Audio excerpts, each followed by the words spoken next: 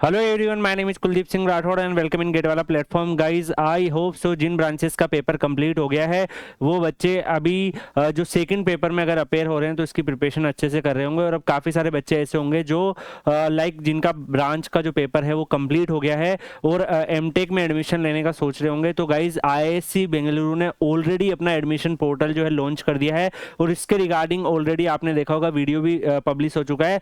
Post grade guidance IISc Bengaluru के नाम से आपको वीडियो सेक्शन में दिख जाएगा। तो गाइस जैसा कि मैंने आपको प्रॉमिस किया था कि फर्स्ट वीडियो में हम लोग बात करेंगे कि जो भी आईआईएससी का एडमिशन पोर्टल है, सिलेक्शन प्रोसेस क्या है, एलिजिबिलिटी क्या है, वहां पर कौन कौन सी अदर चीजें जो है वो सारी चीजों को एक्सप्लोर करेंगे। फीस कितनी लगती है, हॉस्टल फीस कितनी लगती है, तो वो सारी इन्फॉर्मेशन उस वीडियो में आपके लिए अवेलेबल है। इस वीडियो में हम लोग बात करेंगे प्लेसमेंट, कट ऑफ्स और पॉपुलर कोर्सेज के बारे में और कौन कौन से कोर्सेज में कौन कौन सी ब्रांचेज एलिजिबल है। तो गाइज इस तरीके से अगर आप लोग चाहेंगे तो हर एक आईआईटी जो भी अपना एडमिशन अपना लॉन्च करेगी उनकी इन्फॉर्मेशन आपको गेट वाला के प्लेटफॉर्म पर मिलती रहेगी। एक कंप्लीट प्लेलिस्ट भी आपके लिए बनाई हुई है पोस्ट ग्रेड गाइडेंस के नाम से, उसको आप चेक कर लीजिएगा, उसमें सारे वीडियो आपके आते रहेंगे। तो चलिए शुरू करते हैं। आज की वीडियो हमारी आईआईएससी बेंगलुरु की रहने वाली है जिसमें हम प्लेसमेंट, कट ऑफ और पॉपुलर कोर्सेज पे बात करेंगे।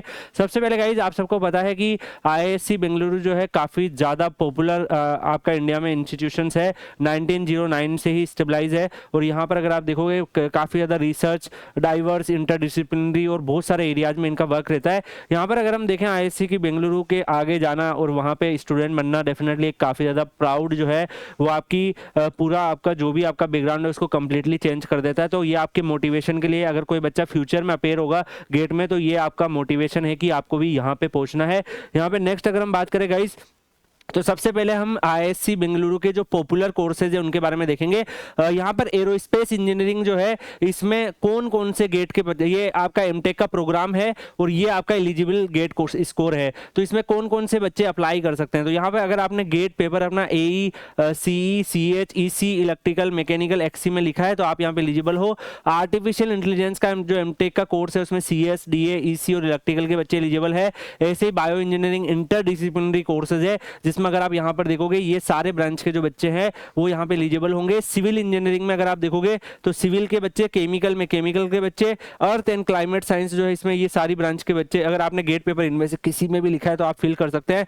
कंप्यूटर एंड डाटा साइंस में अगर आप यहाँ पे sorry computational and data science में आप इनमें से किसी में भी कर रखे हैं। सीएस में सीएस स्पेसिफिक रहेगा। ऐसे इलेक्ट्रॉनिक्स, ईसी, जितने भी इनके एमटेक के कोर्सेज है उनमें कौन कौन सी गेट पेपर के बच्चे एलिजिबल है वो यहाँ पर मेंशन करा हुआ है। तो डेफिनेटली इसी के अकॉर्डिंग आपको अप्लाई कर देना कि अगर आपका इलेक्ट्रिकल का गेट स्कोर जो है वो आपका फर्स्ट इस कोर्स में है, इस कोर्स में, तो इस हिसाब से आप वहां पे फॉर्म फिल करते वक्त अपने सारे ऑप्शंस को डाल सकते हैं। ऐसे ही मैकेनिकल का आप देख सकते हैं, क्वांटम टेक्नोलॉजी, रोबोटिक्स, ऑटोमेशन, ये सब कुछ ऐसे भी कोर्सेज है जिसमें मल्टीपल गेट पेपर के बच्चे जा सकते हैं। तो इनमें से किसी भी कोर्सेज को आप यहाँ पे चूज कर सकते हो विद ए वैलिड गेट, मतलब किसी भी ब्रांच का बच्चा किसी भी ब्रांच में अगर आपने गेट लिखा है तो आप वहां पे फिल कर पाएंगे। तो इससे आपको एक आइडिया लग गया कि कौन कौन से जो है कोर्सेज है और उसमें कौन कौन से गेट के पेपर के बच्चे एलिजिबल है।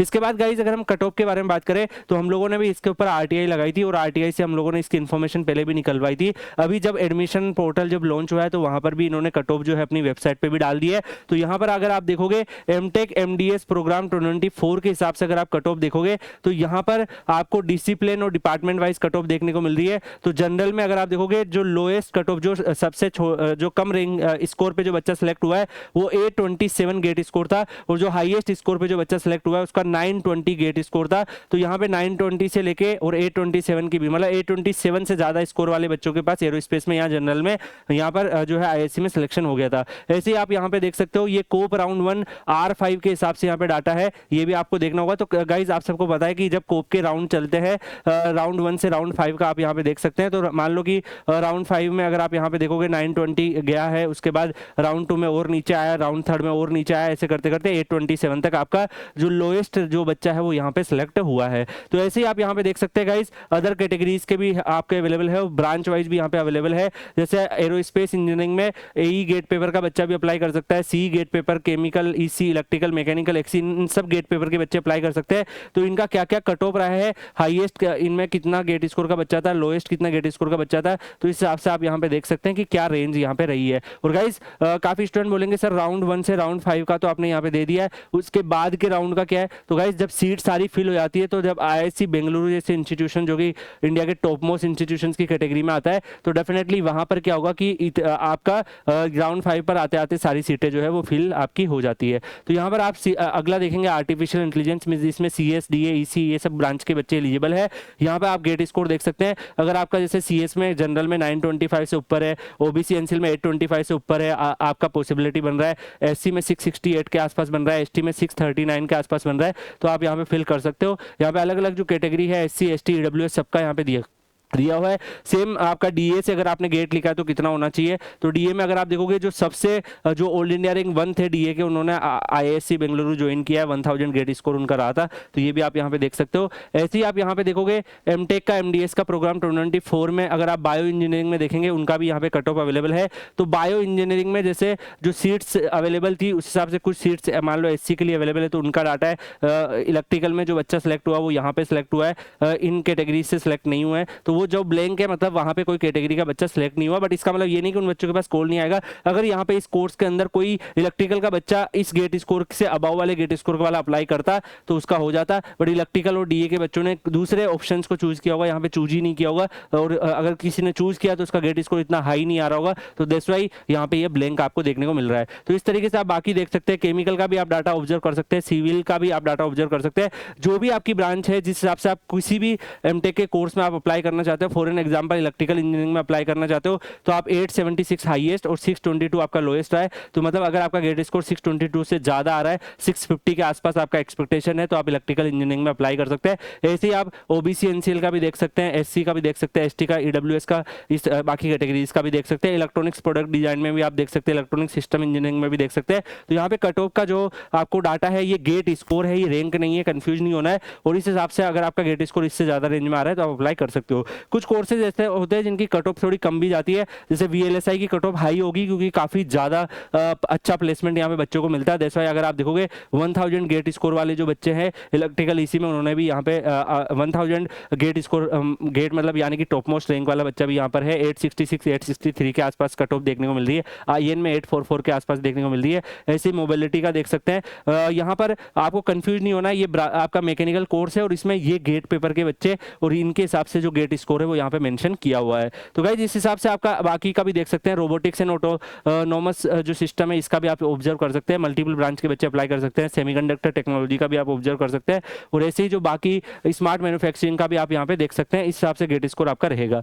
अब गाइस काफ़ी स्टूडेंट का है कि सर ठीक है, हमें ये भी पता चल गया कि कौन कौन सी ब्रांच में कौन कौन सी MTech के कोर्सेज में मेरी ब्रांच जो एलिजिबल है, मेरा गेट स्कोर इलेक्ट्रिकल में है, तो मुझे ये पता लग गया कि इन MTech के कोर्स में मैं अप्लाई कर सकता हूँ। इसके बाद सर मुझे ये भी पता चल गया कि मेरा गेट स्कोर इतना होना चाहिए इन कोर्स में अप्लाई करने के लिए। अब सर ये बता दीजिए कि इनका प्लेसमेंट कैसा रहता है, क्योंकि यही सबसे 3 जो मैंने आपको इंपॉर्टेंट पैरामीटर्स बताए वही हमेशा एडमिशन के टाइम पर आपकी हेल्प करते हैं। और चौथा, अगर हम फैक्टर लेना चाहे तो फीस का फैक्टर ले सकते हैं। तो अगर हम IISc की बात करें या ओल्ड IIT की बात करें तो फीस जो है आपकी कमी होती है कंपैरेटिवली न्यू IIT। तो यहाँ पर अगर प्लेसमेंट वाइज देखें तो गाइज हम लोगों ने इनके IISc बेंगलुरु में RTI लगाया था, और अभी अगर आप देखोगे फेज 1 का जो प्लेसमेंट है वो ऑलरेडी ओवर हो चुका है। फेज 1 का जो प्लेसमेंट है उसके बारे में मैं आपको ये भी बताना चाहूंगा कि फेज 2 का प्लेसमेंट आपको पता है अभी स्टार्ट ऑलमोस्ट होने वाला है। फेज 1 का प्लेसमेंट हो चुका है, तो फेज 1 का डाटा हमने निकलवाया है, और इसके साथ साथ ये जो डाटा है 2023 2024 का भी हमने निकाल रखा है। इसके अलावा अगर आप यहाँ पे देखोगे आपको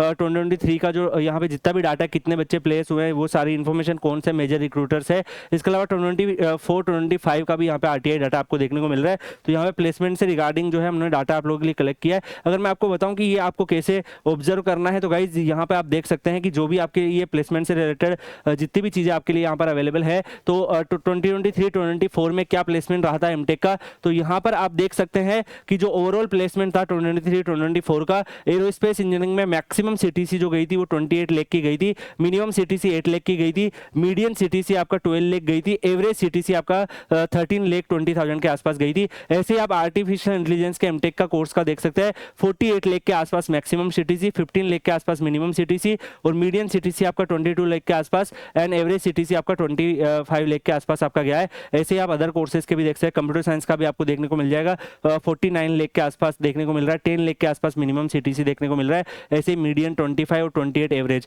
तो आप यहाँ पे जो जितने भी एमटेक के कोर्सेज आईआईएससी बेंगलुरु आपको प्रोवाइड करता है 2023 2024 का डाटा भी आप यहाँ पे ऑब्जर्व कर सकते हैं। और यहाँ पर कितने बच्चे जो नंबर ऑफ स्टूडेंट प्लेस हुए हैं उनका भी आपको डाटा देखने को मिल रहा है कि एमटेक में एरोस्पेस इंजीनियरिंग में 10 बच्चे प्लेस हुए हैं, आर्टिफिशियल इंटेलिजेंस में 27। तो गाइस सब में एमटेक की सीट्स भी अलग होती है। सीट्स के लिए मैंने ऑलरेडी आपको जो वीडियो प्रोवाइड किया उसमें मैंने आपको दे दिया है। गाइस मैं आपको एक इंपॉर्टेंट अनाउंसमेंट भी करना चाहूंगा। अभी आप सबको पता है पोर्टल आ गया, कट ऑफ भी इसकी डिटेल भी आपको दे दी है। हम कोशिश करेंगे एक आईआईएससी बेंगलुरु के जो स्टूडेंट जो अभी लास्ट ईयर या उससे पहले ज्वाइन किए उनका आपको एक टेलीग्राम चैनल पे लाइव सेशन भी करवा दे, तो आप डायरेक्टली अपने क्वेश्चन उनसे पूछ सकते हो कि क्या चल रहा है वहाँ पे, क्या सिनेरियो है। तो उसके लिए आप लोग Kuldeep sir _PW Telegram channel Telegram पे सर्च करके ज्वाइन कर लीजिएगा। काफी सारे स्टूडेंट जो आईआईएससी बेंगलुरु में भी अपना मास्टर्स वगैरह कर रहे हैं, तो आप उनसे भी वहाँ पे इंटरेक्शन कर सकते हैं, चैट में भी कर सकते हैं, और कुछ कुछ आपके लिए लाइव सेशन भी हम लोग प्लान करते रहेंगे। तो यहाँ पर एमटेक के अलग अलग जो नंबर ऑफ स्टूडेंट अलग अलग कोर्सेज में प्लेस हुए हैं उनका भी डाटा अवेलेबल है। सिमिलरली आईआईएससी का जो प्लेसमेंट 2023-2024 का